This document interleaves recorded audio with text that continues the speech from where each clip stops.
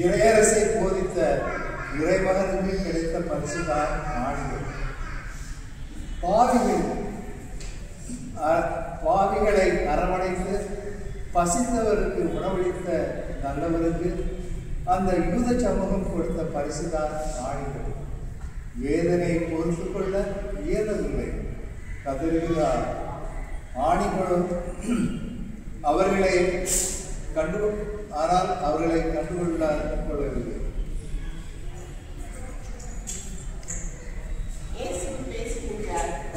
வன்முறைக்கு இரையாகிறவர்கள் கதவு வழியை பாதிக்கிறது.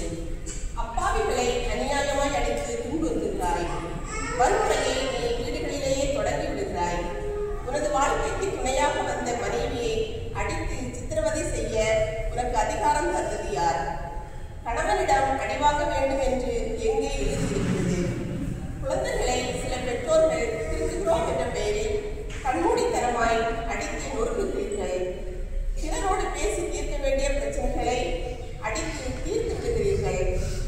எப்போது உங்கள் வன்முறை கலாச்சாரத்திற்கு முடிவு கட்டப் போகிறீர்கள்? அன்று மட்டும் ஆணிகளால் அறையப்படவில்லை, இன்றும் தாயாக கருதப்படும் மாமியாரை மருமகளை சுடு சொற்களால் காயப்படுத்துவதும், இன்னும் உன் சுயநலத்தால் அடக்கமில்லா நடத்தையால் வெறுப்பு பகைமையினால் ஆணிகளால் அறையப்படுகின்றேன். நமது பதில்: இயேசுவே, பிறரை நான் சொற்களாலும் செயல்களாலும் தாக்குகிற போது உங்களை சிலுவையில் அறைகிற ஆணியாகி விடுகிறேன். எந்த சூழலிலும் பிறரையோ குடும்பத்தினரையோ தாக்கிவிடுகிற நிலையில் இருந்து விடுபடுகிறேன். மன்னியும் ஆண்டவரே. ஆமென்.